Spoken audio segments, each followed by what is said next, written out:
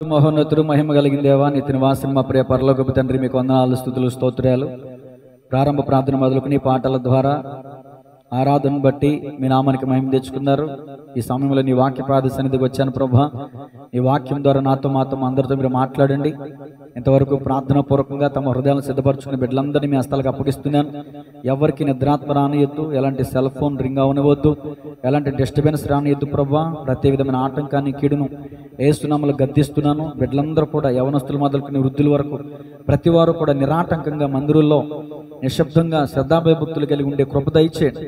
మీ ఆత్మశక్తితో నింపండి తండ్రి. నీ బాహుబలం మాకు తోడుగా ఉంచండి.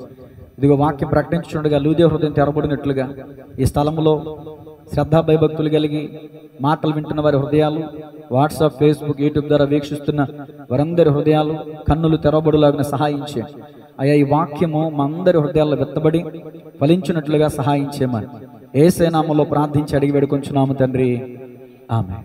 అందరికి వందనాలండి, అందరికి వందనాలు. God bless you. పక్క వాళ్ళకి షేకండి ఇచ్చి నిద్రపోవద్దు, దేవుడు మిమ్మల్ని దీవిస్తాడని చెప్పండి. చెప్పండి, పక్కన వాళ్ళకి చెప్పండి, షేకండి ఇచ్చి. దేవునికి స్తోత్రం, హల్లెలూయా. సబ్జెక్ట్లోకి వద్దాం. ఇంకెవరు మాట్లాడుకోవద్దు. మీరు మాట్లాడితే నేను ఆటంకపరచబడతాను. నా వైపే చూడండి, బైబిల్ తెరవండి.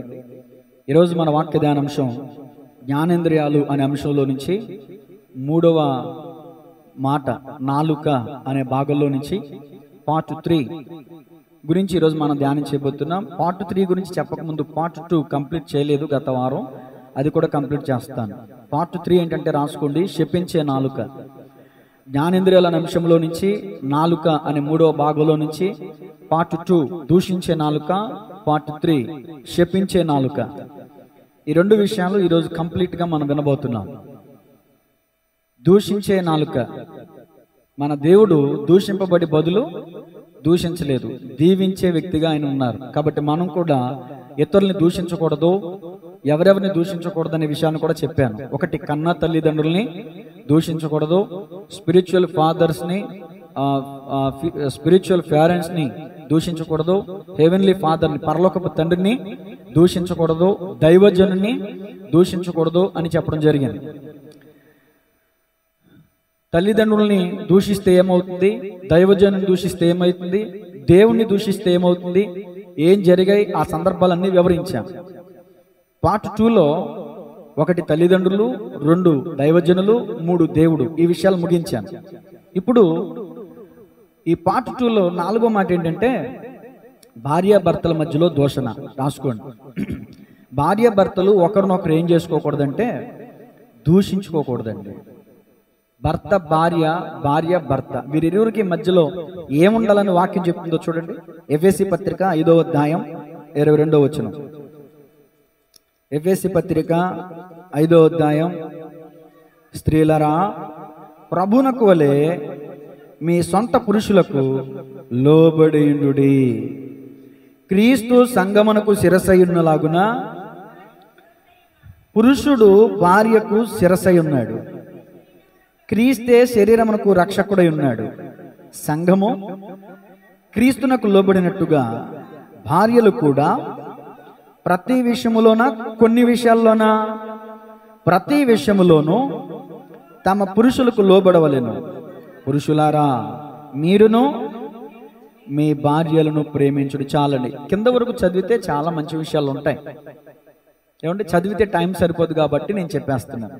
దేవుని వాక్యం చెప్తుంది, భార్య భర్తకు లోబడాలి, భర్త భార్యను ప్రేమించాలి.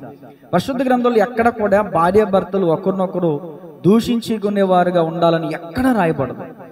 దేవుని చిత్తం ఏంటంటే, అసలు దేవుని యొక్క సృష్టి ఏర్పాటు చేసిన తర్వాత తన పోలిక చొప్పున నరుని సృజించినప్పుడు మొట్టమొదటి వివాహ బంధాన్ని దేవుడే సిద్ధపరిచాడు. దేవుడే ఆదాము హవ్వలని జతపరిచాడు. వివాహ విషయంలో దేవునికి గొప్ప ప్రణాళిక ఉంది.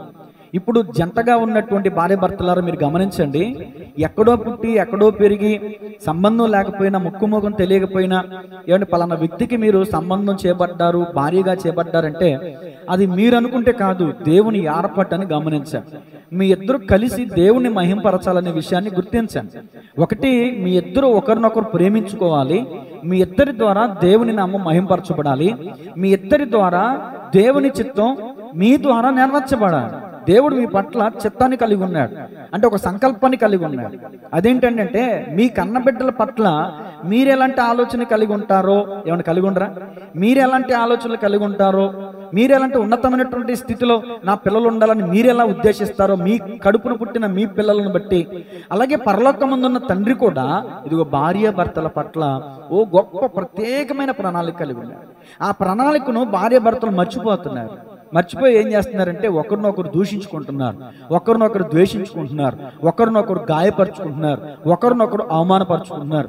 ఏమండి, స్త్రీలైతే గమనించండి, ఓ భార్య, ఈరోజు పెద్దలు కూడా ఒక మాట చెప్తారు, ఇల్లిరుకు ఇల్లాలు గుట్టు అని అంటారు కదా. ఇంట్లో అనేకమైన సందర్భాలు ఉంటాయి, అనేకమైన పరిస్థితులు ఉంటాయి. ప్రతి కుటుంబంలో సమస్య ఉంటుందండి. సమస్య లేని ఇల్లు లేదు, పరిష్కారం లేని సమస్య కూడా ఉండదు. భార్యాభర్తలైన తర్వాత వాళ్ళకి చిన్న చితక గిరిగజ్జాలు అంటారు కదా, చిన్న చితక గొడవలు వస్తూ ఉంటాయి, పోతూ ఉంటాయి. అలాంటివి రావాలి పోవాలి కూడా, దాంట్లో కూడా ప్రేమ దాగి ఉంటది. కాబట్టి గమనించాలి, అంత మాత్రాన భర్త ఏదో అన్నాడని భార్య, భార్య ఏదో అందని భర్త, వీరిరువురు కూడా ఇంట్లో ఉన్నటువంటి విషయాన్ని బయటికి తీసుకువెళ్తే, ఇంట్లో ఉన్నటువంటి విషయాన్ని బయట అల్లరి చేసుకుంటే వీళ్ళు తమ్మును తాము అల్లరి చేసుకున్న వాళ్ళు అవుతారు. ఫర్ ఎగ్జాంపుల్ ఒక మాట చెప్పను, భార్య భర్త గురించి బయట ఎవరికైనా అల్లరి చేస్తుంది అనుకోండి, అక్కడ ఆమె అనుకుంటుంది నా భర్తను అల్లరి చేశానని. కానీ అల్లరి చేసింది ఏంటో తెలుసా? తన్ను తాను అల్లరి చేసుకుంటుంది. అవునా కదా? ఎఫెసీ పత్రిక నేను చదివించిన వచనాల్లో కిందకి వెళ్తే ఏమంటుందంటే, వివాహమైన తర్వాత పురుషుడు ఇదిగో తన తల్లిదండ్రులను విడిచి తన భార్యను హత్తుకొనును, వారిద్దరూ ఏక శరీరమో రెండు శరీరాలా? అంటే తన భర్తను అల్లరి చేస్తుందంటే తను తాను అల్లరి చేసుకుంటుందని అర్థం. పిచ్చి భార్య కాబట్టి పిచ్చి పనులు చేస్తుంది, పిచ్చి భర్త కాబట్టి పిచ్చి పనులు చేస్తున్నాడు. ఎవడునో తన దేహమును సంరక్షించుకుంటాడే కానీ హాని చేసుకుంటాడండి. ఫర్ ఎగ్జాంపుల్, ఇప్పుడు మీరు నడుస్తున్నారు, ఎదురుగప్పు తగిలింది, బొట్టన వేలికి దెబ్బ తగిలి రక్తం కారుతుంది, ఆ బొట్టన వేలిని కత్తిరించేస్తారా? ఏం చేస్తారు మరి? ముందేస్తాం. ఇప్పుడు నేను అంటాను, మీ భార్య మిమ్మల్ని గాయపరిచింది అనుకోండి, నేను ఇడాకులు ఇచ్చేస్తాను, ఇంకో పెళ్లి చేసుకుంటాను, దీంతో ఆగలే అంటే కట్ చేస్తారా? కట్ చేసేయడం దేవుని చిత్తమా? వ్యభిచార కారణములు తప్ప మరే విషయంలో భార్యను ప్రవర్తింపకూడదు. దేవుని స్తోత్రం కలుగునుగా. దానికి ఉన్నాయి, ప్రతి దానికి ఎవిడెన్స్ ఉంది కదండి. మోషే పరిత్యాగ పత్రిక ఇమ్మన్నాడు కదండి. ఎప్పుడు పడితే అప్పుడు ఇచ్చామన్నాడా? దేనికి పడితే దానికి ఇచ్చామన్నాడా? అక్కడ కారణం ఉంది. వ్యభిచార కారణమును బట్టి కాక తన భార్యను, తన భార్య తన భర్తను విడనాడకూడదు. విడనాడి వేరొక వివాహం చేసుకుంటే ఒకవేళ చట్టరీత్యా అది ఒకవేళ అంగీకారం ఏమో, కానీ రెండవ పెళ్లి చేసుకోవటం అనేది బైబిల్కి విరుద్ధం. రెండవ పెళ్లి అనేది మంచిదైతే, రెండవ పెళ్లి అనేది అంగీకారం అయితే, దేవుడే ఆదాముకి ఎంతమంది చేసేవాడు చెప్పండి? ఇద్దరు చేశాడు. ఒక్కటే పురుషునికి దేవుడు ఒక్కటే భార్యను చేశాడంటే, భార్య భర్తలారా ఏదేమైనా తుది శ్వాస వరిచిపెట్టేంత వరకు ఇదిగో మీ ఇద్దరు ఒకరినొకరు ఇలా హత్తుకొని ఉండాలి. అది కాబట్టి భార్య భర్తలు ఈ రోజున చాలా మంది ఎందుకంటే కలిసి ఉండలేకపోతున్నారంటే, ఒకరినొకరు అల్లరి చేసుకోవటం వల్ల, ఒకరినొకరు గాయపరుచుకోవటం వల్ల కుటుంబాల్లో ఐక్యత అనేది నశించిపోతుంది. ఎప్పుడు దోషణ అనేది రేగుద్దు తెలుసా? ప్రేమ తగ్గిపోయినప్పుడు దోషణ అనేది పెరిగిపోతుంది. ప్రేమ అనేక దోషములు ఏం చేస్తుందంటే కప్పుద్ది.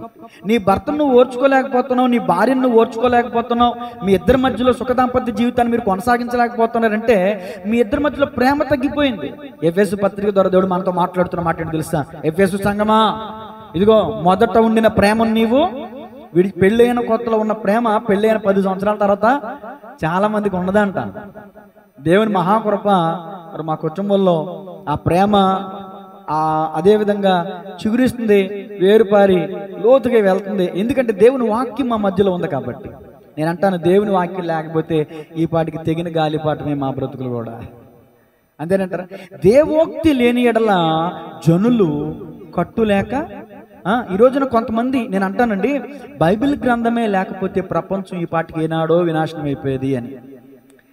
పరిశుద్ధ గ్రంథమే లేకపోతే ఈ రోజున అనేక మంది వ్యభిచారులు, దొంగలు, నరహంతకులు, నేను అంటాను ప్రపంచమంతా మరొక సుధమ గుమ్మర అయిపోయేది పరిశుద్ధ గ్రంథమే లేకపోతే. క్రీస్తు ప్రభులు వారు చేసిన హితబోధలు, శాంతికరమైన బోధలే లేకపోతే ప్రపంచం ఈ రోజున అస్తవ్యస్తం అయిపోయేది. యేసుక్రీస్తు ప్రభులు వారి భూమి మీదకి వచ్చి బోధించిన బోధలు ఎంత ఉన్నతమైనవో తెలుసండి.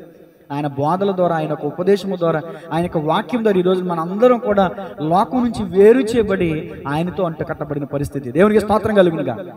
కాబట్టి నా మాట వినండి, మరలా ఫస్ట్ నేను చెప్తున్నాను. తల్లిదండ్రులారా, పిల్లలారా, మీ తల్లిదండ్రులు దూషిస్తున్నారా? జాగ్రత్త. విశ్వాసులారా, దైవజనులు దూషిస్తున్నారా? జాగ్రత్త. విశ్వాసులారా, సేవకులారా, దేవుని దూషిస్తున్నారా? జాగ్రత్త. భార్యాభర్తలారా, మీరు ఒకరినొకరు దూషించుకుంటున్నారా? జాగ్రత్త.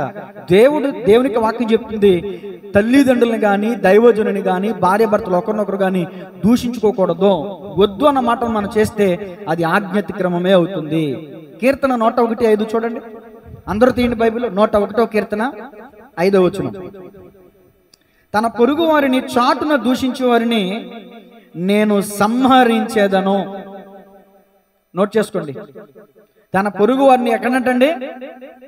మీ అందరూ అంటారు, ఒకవేళ మీ అందరూ అనుకుంటారు, క్షమించాలి, మీ అందరూ అంటారు అన్నందుకు. ఒకవేళ మీరు బహుశా అనుకోవచ్చు, మేము నేరుగా భౌతికంగా ఎవరిని డైరెక్ట్గా మేము దూషించమండి, మా హృదయంలో అనుకుని ఊరుకుంటాం అనుకుంటారా? దానికి కూడా మీ హృదయ తలంపులకు కూడా శిక్ష వస్తుందని ఇర్మియా గ్రంథంలో రాయబడి ఉంది. చాటున దూషిస్తున్నారా? ఒకవేళ ఎవరు లేరని చాటున మీ పొరుగువారి, మీ సొంత, మీ వ్యక్తిగత వ్యక్తుల దగ్గర పొరుగువారి గురించి, ఎవరో గురించి చెడు మాటలు మాట్లాడుతున్నారా? అది కూడా లెక్కలకు వస్తుంది అండి. డైరెక్ట్గా ముఖం ముందే కాదు, చాటున దూషించినా కూడా దేవుడు వాళ్ళు ఏం చేస్తాడంట చెప్పండి? సంహరిస్తాడు. ఇక మారు మాట లేదు, శిక్షకు పాత్రుడు. కాబట్టి మన నోటి వెంబడి ఆశీర్వాదకరమైన మాటలు రావాలి తప్ప దోషణకరమైన మాటలు రావటానికి వీల్లేదు. ఈ పార్ట్ 2లో దూషించే నాలుక గురించి ముగించాను. ఇప్పుడు మరొక మాటలోకి వెళ్తున్నాను. ఏంటంటే, మనం దూషించకూడదు, మనల్ని బట్టి దేవుని నామం దూషించబడకూడదు. చెప్పండి, మొదటి మాట ఏంటి? మనం దూషించకూడదు. 2, మనల్ని బట్టి దేవుని నామం దూషించబడకూడదు. చూడండి, రోమాపత్రిక 2:21 నుంచి. రోమాపత్రిక, మీరు దూషించే వ్యక్తులు కాకపోవచ్చు, దూషించే స్త్రీలు కాకపోవచ్చు, కానీ మీ క్రియల వలన ఒకవేళ దేవుని నామం దూషించబడుతుందేమో. రోమాపత్రిక 2:21 అండి. లేదా మీ బైబిల్లో నేను చదివేస్తాను. ఎదుటివానికి బోధించు నీవు నీకు నీవే బోధించుకున్నవా? దొంగిలెద్దవని ప్రకటించు నీవు దొంగిలెదవా? వ్యభిచరించవద్దని చెప్పే నీవు వ్యభిచరించేదవా? అసహించుకొను నీవు దోచెదవా? ధర్మశాస్త్రమందు అతిశయించు నీవు ధర్మశాస్త్రము మీరుట వలన దేవుని అవమానపరచెదవా? వ్రాయబడిన ప్రకారము మిమ్మును బట్టియే గదా దేవుని నామం అన్యజనుల మధ్యను దూషింపబడు. నీ వలన దూషింపబడుచున్నదా? నీ క్రియల వలన అవమానం పొందుచున్నదా? నీ వలన దూషింపబడుచున్నదా? నీ క్రియల వలన అవమానం పొందుచున్నదా? క్రీస్తు సాక్షిగా నీవు ఉంటావా? నీదు సాక్ష్యమో నిలుపుకుంటావా? క్రీస్తు సాక్షి. అందరూ చప్పట్లు కొట్టండి, నిద్ర రాకుండా ఉంటుంది. చప్పట్లు కొట్టండి.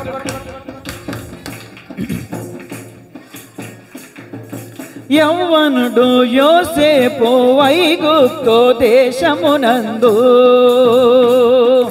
యెహోవాను గణపరచాడు. యవ్వనుడు యోసేపు ఐగుప్తు దేశమునందు యెహోవాను పోతీఫరు భార్య యొక్క కామ క్రోధ పాడాలి స్వరం లొంగక తప్పించుకున్నాడు. తన సాక్ష్యము నిలుపుకున్నాడు. తన సాక్ష్యము నిలుపుకున్నాడు. క్రీస్తు సాక్షిగా నీవు పడండి. నీదు సాక్ష్యము.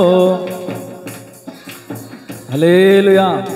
ఇక్కడ ఏం రాయబడిందండి? రోమాపత్రిక చక్కగా 2వ అధ్యాయము ఆఖరి మాట ఏముంది? మిమ్మును బట్టి చదవండి, మూసేశారు బైబిల్ అప్పుడే. వ్రాయబడిన ప్రకారము మిమ్మును బట్టియే కదా దేవుని నామం అన్యజనుల మధ్యను దూషింపబడుచున్నది. చాలా మంది ఈ రోజున అన్యులు దేవుని దూషిస్తున్నారంటే కారణం ఏంటంటే నేనే. అవునంటారు కదంటారా? ఈ మాటలు వింటున్న మీరే. ఎందుకండి? అక్కడ పైన రాయబడి ఉన్నాయి, దొంగిలించవద్దని బోధించే నీవు దొంగిలించదవా, వ్యభిచరించవద్దని చెప్పే నీవు వ్యభిచరించదవా. అబ్బబ్బబ్బ, మన విశ్వాసం, మన సాక్ష్యాలు, మన పాటలు, మన మాటలు, మన ప్రసంగాలు ఉన్నతమైనటువంటి ఆకాశాన్ని అంటేటటువంటి తారస్థాయికి వెళ్ళిపోతున్నాయి. కానీ బ్రతుకు చూస్తే మాత్రం బుగ్గిబాలే. దాన్ని ఏమంటారు? బుడిదిబాల. బ్రతుకు చూస్తే క్రియలు లేని విశ్వాసమే, క్రియలు లేని విశ్వాసం మృతం. క్రైస్తవులుగా ఉంటూ దొంగలుగా ఉంటే, క్రైస్తవులుగా ఉంటూ వ్యభిచారులుగా ఉంటే, క్రైస్తవులుగా ఉంటూ ఇలాంటి వ్యర్థమైన ధర్మశాస్త్రము చెబుతున్నటువంటి మాటలు ఏవైతే ఉన్నాయో ప్రథమమైన వాటిని నువ్వు ఒకవేళ త్రోసేస్తున్నావంటే రాయబడిన వాటి ప్రకారం నీ వలన దేవుని నామం. ఒక్కసారి మన గుండెల మీద చేసుకుని మనం పరిశీలించుకుందాం. ఎక్కడైనా ప్రజల మధ్యలో, సమాజం మధ్యలో, కుటుంబం మధ్యలో, సంఘంలో నా వలన దేవుని నామం దూషించబడుతుందేమో అని మనలో మనం స్వపరిశీలన చేసుకోవాల్సినటువంటి సమయం. పేతురు గారు రాసిన 2వ పత్రిక 2వ అధ్యాయం 1 నుంచి 3 వచ్చిన. పేతురు గారు రాసిన 2వ పత్రిక 2వ పత్రిక 2వ అధ్యాయం. మరియు ప్రజలలో ఉండిరి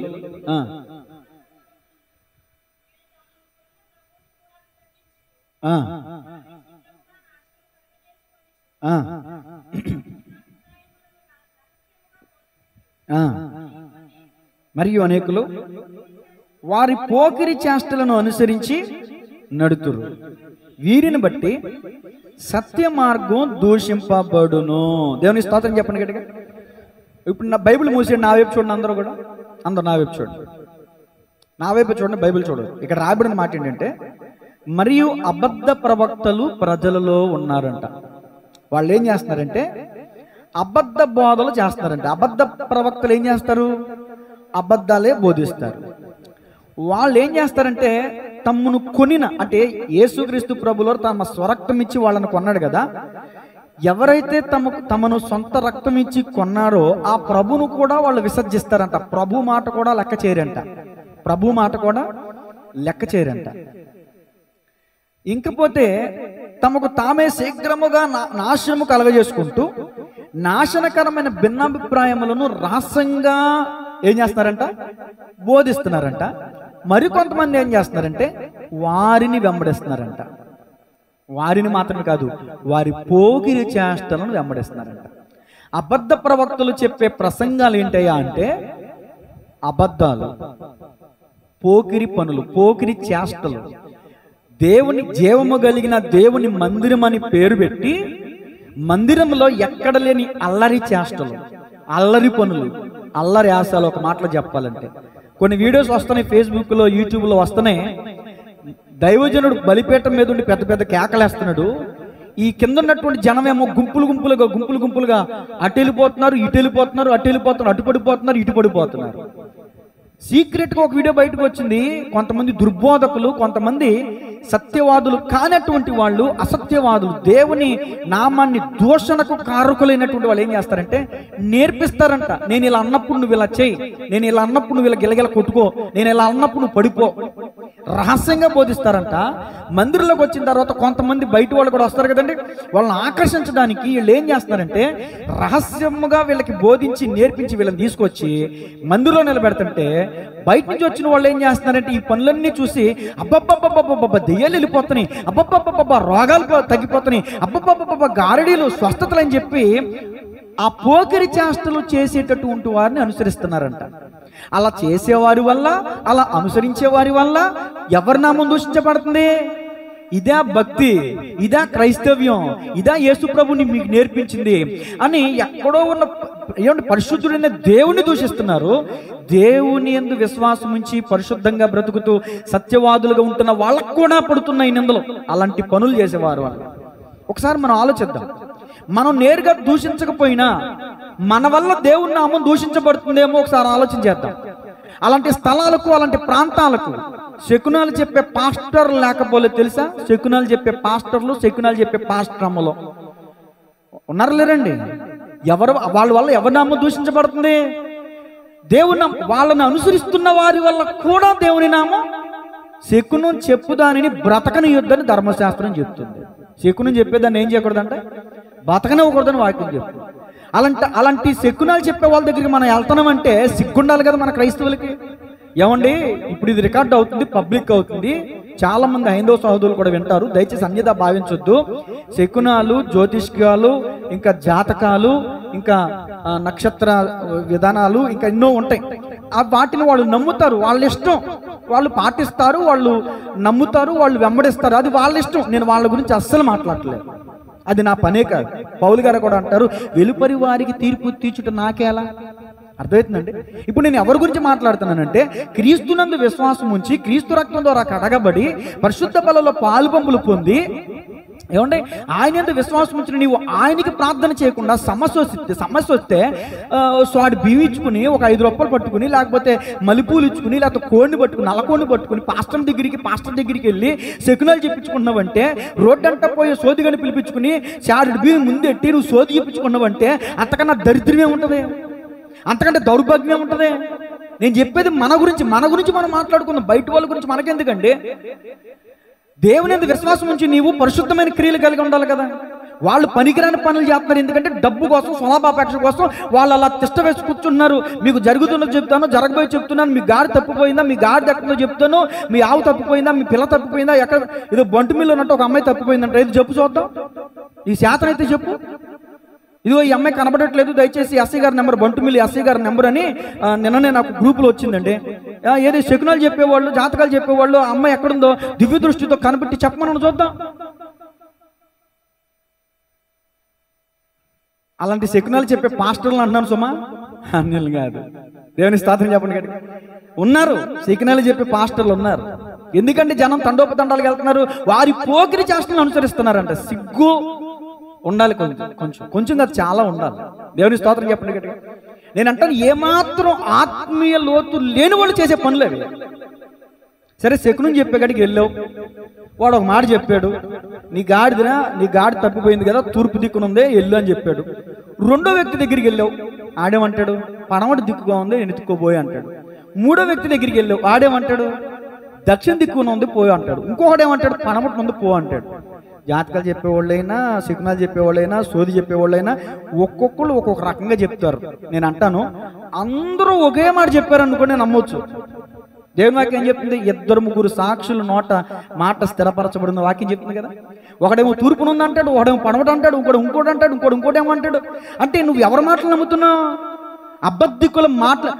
ఏమండి, అబద్ధమును నమ్మువారు కూడా అలాంటి వాళ్ళని అంట, మాయా స్వరూపులేనంట.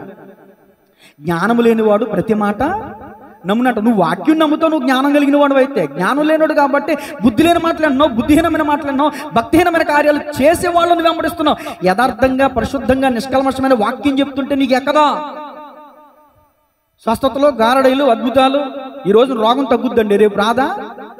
ఈరోజు దెయ్యం వదిలిపోయింది, రేపు పట్టదా? నేను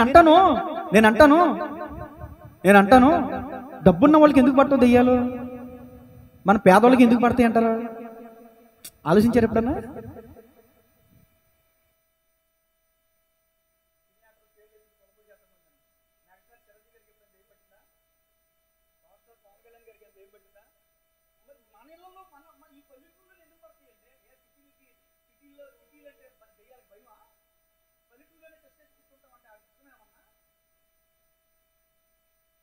దేవునికి స్తోత్రం చెప్పండి గట్టిగా. ఊసిపోక నీ ప్రవర్తన మార్చుకో, నీ బుద్ధి మార్చుకో, నువ్వు సరి చేసుకో అంటే నువ్వు సరి చేసుకో. కానీ నేడు నువ్వు సరి చేసుకో, రేపు అద్భుతం చేస్తాను దేవుడు చెప్తుంటే ఆ మాటను కొట్టేసి గారడీల దగ్గరికి వెళ్తున్నామంటే, గారడీ సిమోన్ అనేవాడు కూడా ఉన్నాడంట బైబిల్ గ్రంథంలో. నేను ఎవరి మీద చేతులు ఎడితే వాళ్ళు పడిపోవాలన్నాడంట. ఒరే, ఘోరమైన దుష్టత్వంతో నింపబడ్డవరు నువ్వు, పరిశుద్ధాత్మను ద్రవ్యం పెట్టుకోవాలనుకున్నారు నువ్వు. ఏమంటే దేవుని అద్భుతాలని నువ్వు స్వాడి బియ్యం పెట్టుకునేస్తావా? అంటే నువ్వు పెట్టే ఆ స్వాడి బియ్యం లేక మిగతా వాళ్ళకి అద్భుతాలు జరగట్లేదా? ఆ సోది చెప్పేవాళ్ళు వచ్చి మన బతుకు మార్చేస్తారా? ఆడి జాతకం బాగుంటే నీ చేయి పట్టుకోవాలి, కర్మ ఆడికేంటి? నేను చెప్పింది అర్థమైందండి.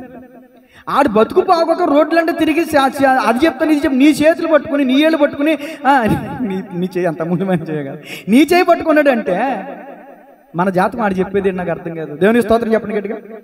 మిమ్ముని బట్టి కదా దేవుని నామం దూషించబడేది. 2 పడవల మీద కాలేసి బ్యాచ్ వీళ్ళు అందరూ కూడా. అమ్మ మనలంట్లా కృపామనిషి సంఘంలో ఉన్న వాళ్ళందరూ మీకు సమస్య వస్తే ఉపవాస ప్రార్థన ఎట్టడం నా దగ్గరకు వస్తారే తప్ప మీరు ఎక్కడికి వెళ్ళరు. మీ అందరి సంగతి నాకు తెలుసు. దేవుని స్తోత్రం చెప్పండి. ఒకవేళ నా కళ్ళు కప్పి ఎవరైనా శకునాల దగ్గరికి వెళ్తున్న వాళ్ళు ఉన్నారేమో నాకు తెలియదు. ఉంటే గనక వాళ్ళకే ఈ వాక్యం. దేవునికి మహిమ కలుగునుగా. శకునాలు చెప్పి పాస్టర్ల దగ్గరికి వెళ్తున్నారా? వాళ్ళకు ఉండాలి బుద్ధి జ్ఞానం, మీకు వెళ్ళే వాళ్ళకు ఉండాలి బుద్ధి జ్ఞానం. దేవుని స్తోత్రం చెప్పండి గట్టిగా. హల్లెలూయా. మీకు ఎవ్వరికి కోపం రాదు, ఎందుకంటే వెళ్ళే వాళ్ళు కోపం అవుతుంది. నొచ్చుకునేది బోధ, మెచ్చుకునేది బోధ కాదు. దేవుని స్తోత్రం చెప్పండి. పోకిరి చేష్ట వల్ల ఇదిగో ఆ పోకిరి చేష్టలను అనుసరిస్తున్నాం. మనం పోకిరి చేష్టలు చేయమండి. పోకిరి చేష్టలు చేసేవారిని అనుసరించినా కూడా మనం దేవుని నామని దూషించినట్టే. అర్థమవుతుంది. కాబట్టి మనం దేవుణ్ణి అనుసరిద్దాం. ఈ లోక మర్యాదను కాక ఉత్తమం అనుకూలమైన దేవుని చిత్తం ఏదో పరిశోధించి మనం అనుసరిద్దాం. దేవుని స్తోత్రం చెప్పండి గట్టిగా. తర్వాత తీతుకు రాసిన పత్రిక 3వ అధ్యాయం 1-2 వచనాలు. తీతుకు రాసిన పత్రిక 3వ అధ్యాయం 1-2 వచనాలు. అధిపతులకును అధికారులకును లోబడి విధేయులుగా ఉండవలెననియు, ప్రతి సత్కారం చేయుటకు సిద్ధపడి ఉండవలెననియు, మనుషులందరి ఎదుట సంపూర్ణమైన సాత్వికమును కనపరచుచు అందరినీ దూషించుచు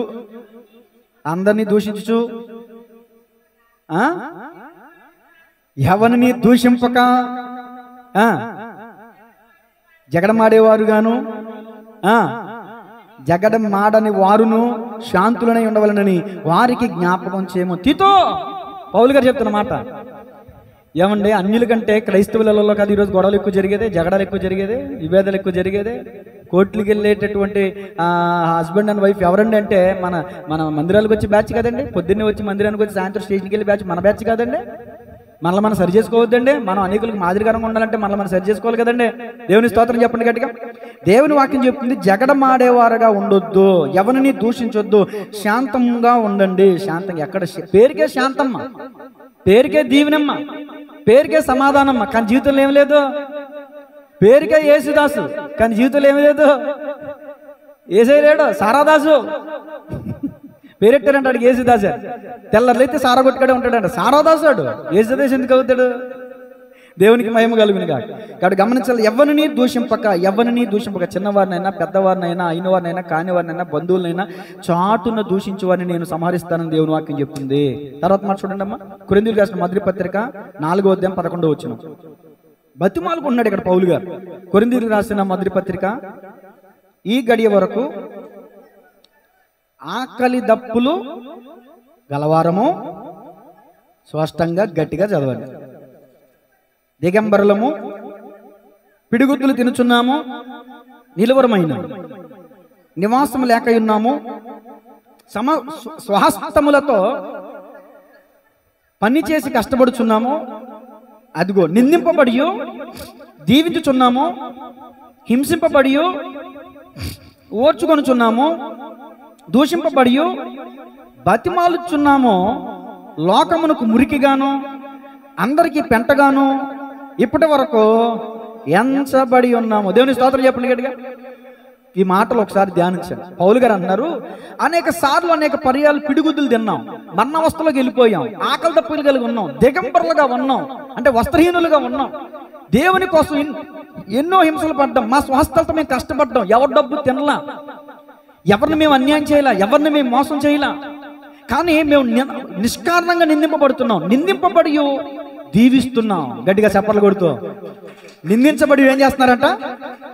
ఇది అసాధ్యం అండి. నేటి క్రైస్తవ సంఘ సమాజానికి అసాధ్యం. అవునంటారా కాదంటారా? ఒక్క మాట అంటే మన క్రైస్తవులు 4 మాటలు అంటున్నారు. ఒక్క బిందాలు చొట్ట చేస్తున్నాం, మన 4 బిందులు చొట్ట చేస్తున్నాం. అవునా కదా? దేవునికి మహిమ కలుగును గాక. ఈ మధ్య ఇంటింటికి పంపులు ఇవ్వటం ద్వారా వీధిలో పంపుల దగ్గర గొడవలు కనుమరిగిపోయినాయి. కానీ అమ్మో కేకలు వినబడుతున్నాయి అంటే ఎక్కడ? పంపుల దగ్గర గొడవలు. నేను ముందేసినట్టే నేను తెల్లరికి 3 గంటలకు వెళ్ళిపోయి కాసు కూర్చున్న వాళ్ళు పంపుల దగ్గర మొదటి మంది ఎత్తాకి. మామూలుగా కాదు, బిందులు చొట్లడిపోయి తలలు కూడా పగిలిపోయాయి.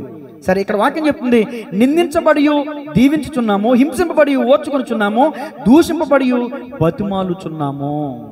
ఎవరండి ఈ రోజున దూషించే వారిని బతిమాలుకునేది? మీరు నన్ను దూషిస్తున్నారు అనుకోండి, నేను మిమ్మల్ని బతిమాలగలుగుతానా? దోషణకు ప్రతి దోషణ చేస్తాను, నిందకు ప్రతి నింద వేస్తాను, ఒక దెబ్బ కొడితే 4 దెబ్బలు కొడతాను.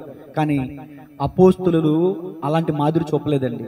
మేము దూషించబడతాం, బతిమాలకున్న వాళ్ళు మమ్మల్ని దూషిస్తుంటే అయ్యా అలా అనకూడదయ్యా, అది కాదే, మీకు తెలియదయ్యా, ఇదిగో దేవుని వాక్యం చెప్తుంది, సాత్వికం కలిగి ఉండాలి, శాంతం కలిగి ఉండాలి, ఓర్పు కలిగి ఉండాలి, దూషించకూడదయ్యా, మనం దూషిస్తే ఆ దూషణ వల్ల మనకే నష్టం జరిగిద్దాయని ఎవరైతే దూషిస్తున్నారో వాళ్ళని బతిమాలుకుంటున్నారంటే, నీ ముఖమా చూపించొద్దు, అదలబండే, బతుకుదేరు కోసం వచ్చిన వాళ్ళు మీరు, పట్టుకుట్టు కోసం వచ్చిన వాళ్ళు మీరు అంటే, అయ్యా మేము పట్టుకుట్టు కోసం రాలేదయ్యా, ఇదిగో మేము ఎవరినైతే చూసామో, ఎవరినైతే మేము తాకామో, మా చేతులు ఎవరినైతే తాకాయో, మేము ఎవరినైతే నిదానించి చూసి కనిపెట్టామో, ఎవరు అడుగు జాడలు మేము నడిచామో ఆయన్నే మేము ప్రకటిస్తున్నాం, సిలువ వేయబడిన క్రీస్తుని మేము ప్రకటిస్తున్నాం, ఆయనకి మేము సాక్షులమయ్యా, పట్టుకుట్టు కోసం కాదయ్యా మేము ప్రకటించేది అని బతుమాలుకునేవాళ్ళు అంటే.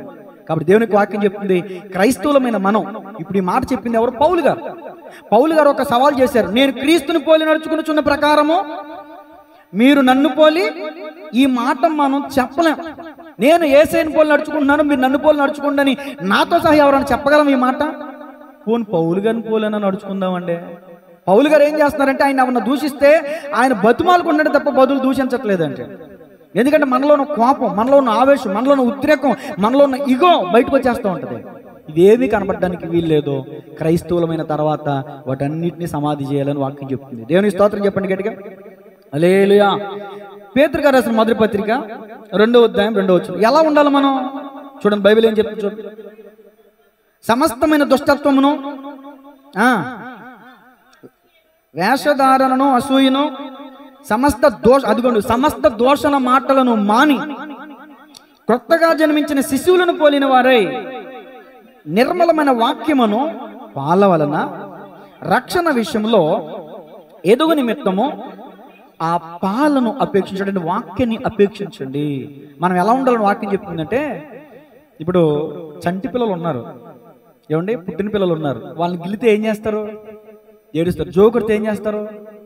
పడుకో. ఎవరైనా ఇప్పుడు పెరిగి పెద్ద ఇప్పుడు మనకు గ్రహింపు వచ్చింది, ఇప్పుడు మనం ఎవరిని గిలితే మనం ఏం చేస్తాం? తిరిగి కొరికేస్తామంట. ఎవరో చెప్తున్నారు ఇక్కడ, పట్టుకుని పీకేస్తామంట. దేవుని స్తోత్రం చెప్పండి గట్టిగా. దేవుని వాక్యం చెప్తుంది, క్రొత్తగా జన్మించిన శిశువులను పోలిన వారంటే కొత్తగా జన్మించమని కాదు, తల్లి గర్భం నుంచి వచ్చిన శిశువులు వాళ్ళకి పాలు ఇస్తే పడుకుంటారు, ఆకలి అయితే ఏడుతారు, గిల్లితే ఏడుతారు, జోకొడితే పడుకుంటారు. ఇక అంతే.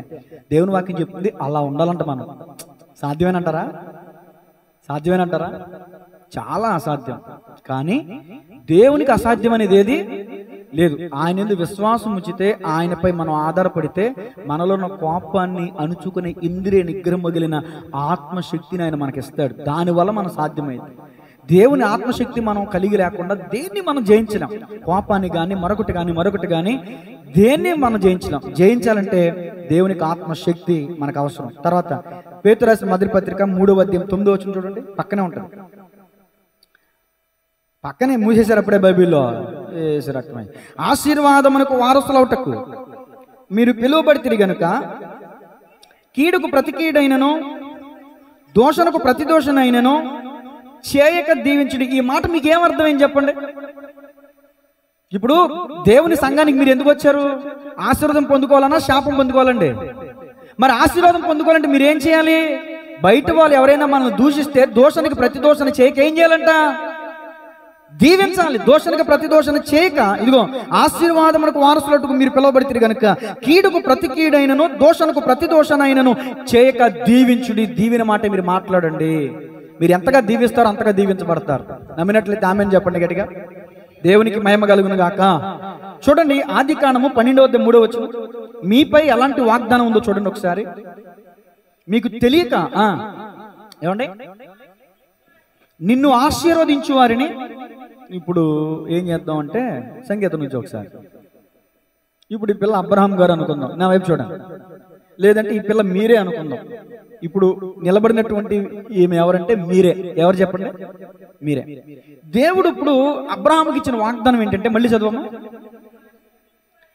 చూడండి, నేను దేవుడు అనుకోండి, ఆ నిలబడ్డ అమ్మాయి మీరు అనుకోండి. నేను ఇప్పుడు చెప్తున్న మాట చూడండి, మళ్ళీ చదవమ్మా. నిన్ను ఆశీర్వదించు వారిని ఆశీర్వదించేదను, నిన్ను దూషించు వారిని శపించేదను. చాలు. ఇప్పుడు నా వైపు చూడండి. చోట్ల ఇంకా నా వైపు అందరం. బైబిల్ మూసేయండి, ఇంకా బైబిల్ మూసేయండి. అయ్యా ఎదురు తెస్తున్నారు బైబిల్, నా వైపు చూడండి అన్నారు, నా వైపు చూడాలి. నిన్ను దీవించేవాడిని నేనేం చేస్తాను, నిన్ను దూషించేవాడిని నేనేం చేస్తాను? దేవుడే కదా మనకు వాగ్దానం ఇచ్చాడు. ఇప్పుడు నువ్వు లేవు సార్, లేవయ్యా బాబా. ఈ మనిషి ఆ మనిషిని దూషించాడు. ఇప్పుడు ఈ మనిషి బదులు ఏం చేయకూడదు? దూషించకుండా ఉన్నప్పుడు దేవుడు ఏం చేస్తాడంటే ఆ మనిషిని ఏం చేస్తాడు చెప్పండి? దేవుడే జోక్యం చేసుకుంటాడు. ఈ మనిషి దూషించాడు, ఈ మనిషి మీద వాగ్దానం ఉంది, ఆశీర్వాదం ఉంది, ఆశీర్వాదం నిల్చుంది. ఏంటి ఆశీర్వాదం, ఏంటి వాగ్దానం? అమ్మాయి నువ్వు సైలెంట్గా ఉండు, నీ కళ్ళమట నీళ్లు రావడానికి కారణం ఎవరో వాళ్ళ సంగతి నేను చూసుకుంటా అని విన్నావు జాగ్రత్తగా. నువ్వు మాటకు మాట అనొద్దు, చేతకు చేత చేయొద్దు, నేను చూసుకుంటా అని దేవుడు చెప్పాడు నీకు. మీ అక్కని నువ్వు మాట అంది, నువ్వేం చేస్తున్నావు? వెంటనే అనేస్తున్నావు కదా, అన్నావా లేదా? ఇక నుంచి ఏం చేయకూడదు? కూర్చోండి, దేవుని స్తోత్రం చెప్పండి. ఒకవేళ ఈ మనిషి బదులు దూషించినట్లయితే దేవుడు ఏం చేయడు? అర్థమవుతుంది? దేవుని కంటే ఇప్పుడు మీరు కొడితే ఒక గోబ వాసిద్ది, దేవుడు కొడితే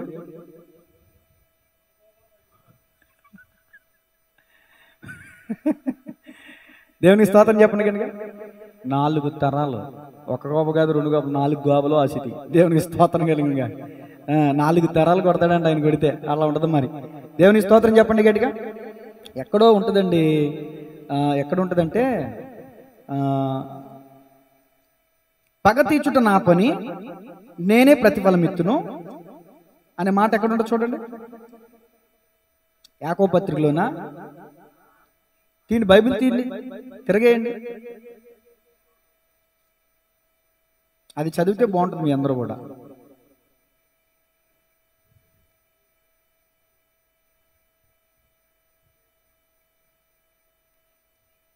కీడుకు ప్రతి కీడు చేయొద్దు, దోషణకు ప్రతి దోషణ చేయొద్దు, పగ తీర్చుట నా పని. రోమపత్రిక 12వ అధ్యాయంలో ఉంటుంది చూడండి.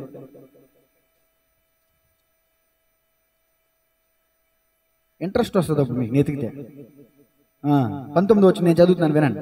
అందరూ తీసారా? 142 పేజీ. ప్రియులారా, మీకు మీరే పగ తీర్చుకొనక దేవుని ఉగ్రతకు చోటీయుడి. పగ తీర్చుట ఏముంది అక్కడ?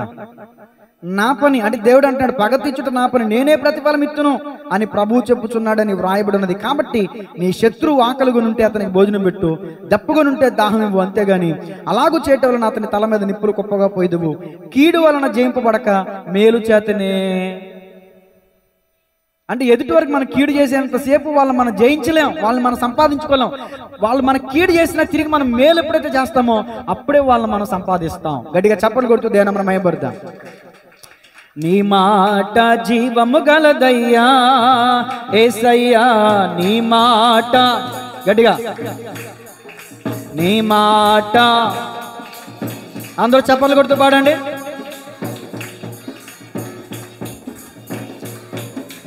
ఏది మారినా, ఏది ఆగినా,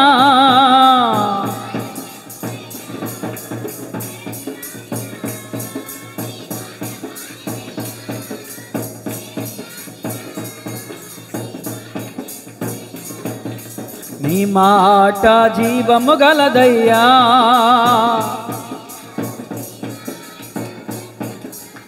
హల్లెలూయా. ఈరోజు దేవుడు మనకు నేర్పిస్తున్న ఆధ్యాత్మికమైన పాఠం ఏంటంటే, ముగిస్తున్నాను, దూషించొద్దు. తల్లిదండ్రులు దూషించొద్దు, దైవజనుని దూషించొద్దు, దేవుణ్ణి దూషించొద్దు, భర్తని దూషించొద్దు.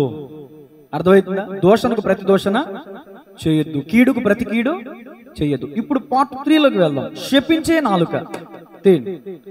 శపించే నాలుక గురించి ధర్మశాస్త్రం ఏం చెప్తుంది? అందరూ తీయండి. నిర్గమాకాండం 22వ అధ్యాయం 28వ వచనం.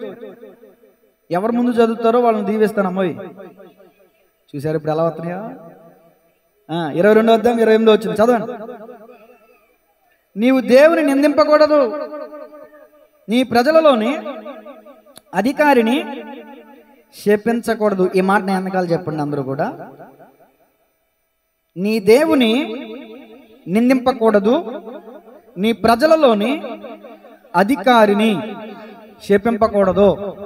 ఎవరి అధికారి? ప్రెసిడెంట్ కావచ్చు, ప్రెసిడెంట్ గారు కావచ్చు, ఎమ్మెల్యే గారు కావచ్చు, సీఎం గారు కావచ్చు, డిప్యూటీ సీఎం గారు కావచ్చు, మన రాష్ట్ర నాయకులు ఎవరైనా మన పైన ఏమై ఉన్నారు, వాళ్ళు అధికారులు ఏం చేయకూడదంట? దూషించకూడదు, శపించకూడదు. ప్రాముఖ్యమైన మాట ఏంటంటే శపించకూడదు. ఒకవేళ పొరపాటున ఏదో చిన్న అనివార్య కారణం వల్ల నాన్నకు వందనం పడలేదేమో, తల్లికి వందనమా, ఇది బాధండి. మనసులో మాట వచ్చేసింది. అమ్మఒడి అమ్మకు వందనం పెట్టారు కానీ నాన్నఒడి నాన్నకు వందనం పెట్టలేదు ఏంటి? ఏసు రక్తమే చేయం. మీరు ఏమన్నా చెప్పనా, అమ్మోడు వేసినా అమ్మోడిలో ఉండలేదురా పాస్టర్ గారు, రెప్పపాట్లు ఎగ్గర కొట్టుకుని వెళ్ళిపోతున్నారు అయ్యగారులు అని అనాలి. అది వాస్తవం లేదా? కొంతమంది గృహాల్లో అలా లేదు కానండి. వచ్చినట్టు కాన్వెంట్లకి వెళ్ళిపోతున్నాయి, స్కూల్కి వెళ్ళిపోతున్నాయి, ఫీజులకి, బట్టలకి, షూలకి. అనుభవం కదండి, ఇది నిజం. కానీ పిల్లలు ఏమైపోతే అయిపోరలే, వాళ్ళు ఏమైపోతే అయిపోరలే, నాలుగుకి తడవాలంతే. ఈరోజు అనుకునే బుద్ధిహీనులు ఉంటారని కొంతమంది, పనికిమాలు ఉంటారు, చూసి తాగుబోతులు ఉంటారు చూసారా. అమ్మ ఊళ్ళో పడతాం అంటే బ్యాంకులో పడినయా లేదా, ఇక అంతే, ఎవరు కొట్టేస్తారు ఇక. ఆ డబ్బులు ఇవ్వకపోయారు అనుకోండి, ఎలాంటి గొడవలు జరిగినాయి అనుకున్నారు గత సంవత్సరంలో? ఎలకాలం పోషిస్తున్నాడా, నేను కదా పోషించేది, నేను కదా తెచ్చేది, నువ్వు ఎత్తావా చస్తావని అవసరంతో లాక్కుని వెళ్ళిపోయి తాగేసిన దాఖలాలు కూడా లేకపోలేదు. దేవుని స్తోత్రం.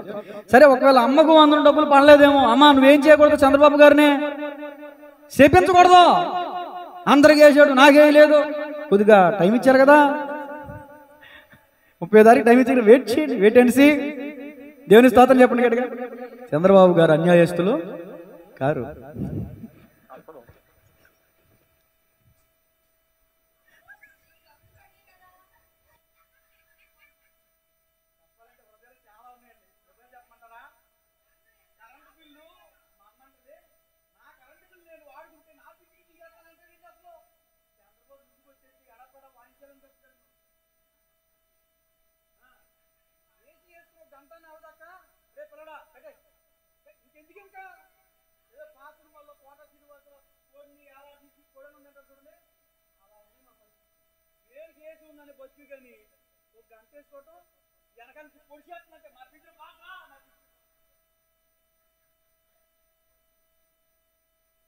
స్తోత్రం కలుగునుగా. కొంతమంది ఇలాంటి విషయాల కారణంగా ఏమండి మనం దూషించుకోవాలి. మన అధికారులండి, అధికారుల కొరకు మనం ప్రార్థనలు, విజ్ఞాపనలు చేయాలి. తిమోతికి రాసిన 2వ పత్రిక 1వ అధ్యాయంలో ఉందండి. వ్యంగ్యంగా చెప్పట్లేదు, వేళాకోళంగా చెప్పట్లేదు, సీరియస్గా చెప్తున్నాను. మనం అధికారుల కోసం ప్రార్థన చేయాలి తప్ప అధికారులను శపించకూడదని వాక్యం చెప్తుంది. దేవుని స్తోత్రం చెప్పండి గట్టిగా. అధికారులు ఫోటోలు పెట్టి వాళ్ళకి స్త్రీల బట్టలు వేసి మల్లెపూలెట్టి ఎంతమంది అండి? మన డిప్యూటీ సీఎం గారు వచ్చాక అలాంటి తగ్గినాయి, ఆ పబ్లిక్ అన్ని తగ్గినాయి. అంతకుముందు విచ్చలవిడి ఎప్పుడైతే కేంద్రంలో వాటిని ఖండించారో వాళ్ళ మీద చర్య తీసుకుంటారని ఎప్పుడైతే పవన్ కళ్యాణ్ గారు చెప్పారో అలాంటి వీడియోలు ఇప్పుడు రావట్లా. లేకపోతే ఫోటోలు చూస్తుంటే పురుషుల స్త్రీ కూడా తెలియట్లేదు. పెద్ద మంచి పనులు చేసిన వాళ్ళని కూడా అలా చేసి అలా పెట్టి దూషించేవాళ్ళు, అలాంటి వ్యర్థమైన మాటలు మాట్లాడేవాళ్ళు. ఇప్పుడు అన్ని ఖండిస్తున్నట్లేదు. దేవుని స్తోత్రం చెప్పండి గట్టిగా. ప్రసంగి గ్రంథం 10వ అధ్యాయం 20వ వచనం. ధర్మశాస్త్రం ఏం చెప్పింది? ధర్మశాస్త్రం నీ అధికారిని శపించొద్దు అని చెప్పింది ధర్మశాస్త్రం. దేవుడు మనకు చెప్పిన మాట అది. ప్రసంగి గ్రంథం 10వ అధ్యాయం 20వ వచనంలో సొలొమోను మహారాజు ఏం చెప్పాడు చూడండి. త్వరగా తీస్తే త్వరగా ముగిస్తాను, మరి మీ ఇష్టం. ప్రసంగి గ్రంథం అండి 10వ అధ్యాయం 20వ వచనం. నీ మనస్సునందైనను, మీ అందరూ సైలెంట్గా ఉండి పావుని చదువుతుంది తీయమతి. ప్రసంగి గ్రంథం మూసేసి కూర్చున్నాడు బైబిల్. ప్రసంగి గ్రంథం 10వ అధ్యాయం. లేట్గా వచ్చి అడగట్లేదు పాస్టర్ గారు అనుకుంటున్నావా? దేవునికి అప్పచెప్పేసా. లేట్గా వచ్చే వాళ్ళందరినీ కూడా దేవునికి ఇప్పుడు నీకే స్తోత్రం ప్రభా చెప్పి నా మనసు ఇది చెప్పింది, చెప్పి ఇదిగో నా నోరు నొప్పి కానీ నా గొంతుకు నొప్పి కానీ ఏం ఉపయోగం లేదు అని రోజు ప్రార్థన చేస్తున్నాను ఆలస్యంగా వచ్చే వాళ్ళందరి కోసం. అర్థమవుతుందా? అలాగే బైబిల్ మూసేసి కూర్చుని ఊరుకుంటానా? ప్రసంగి గ్రంథం 10వ అధ్యాయం 20వ వచనం చదువుద్ది. నీ మనస్సునందైనను ఎవరిని? రాజుని శపించవద్దు. నీ పడగదిలో ఎవరు లేరు కదా అనుకుని ఒకవేళ ఐశ్వర్యవంతుల్ని శపించొద్దు. అసలు ఇక్కడ సబ్జెక్ట్ వినండి. ఒకటి, ధర్మశాస్త్రం ఏం చెప్పింది? నీ అధికారులను శపించొద్దు. ప్రసంగి గ్రంథంలో సొలొమోను మహారాజు ఏం చెప్పాడు? నీ రాజును శపించొద్దు, నీ పడగదిలోనైనా ఐశ్వర్యవంతుని శపించొద్దు. అసలు ఎందుకు శపిస్తున్నాడు?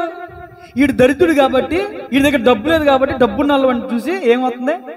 కుళ్ళు, ద్వేషం, అసూయ, ఈర్ష్య. నీ దగ్గర ఐశ్వర్యం ఉండాలంటే కష్టపడు. కృషితో నాస్తి దుర్భిక్షం అన్నారు, అంతే కదండి.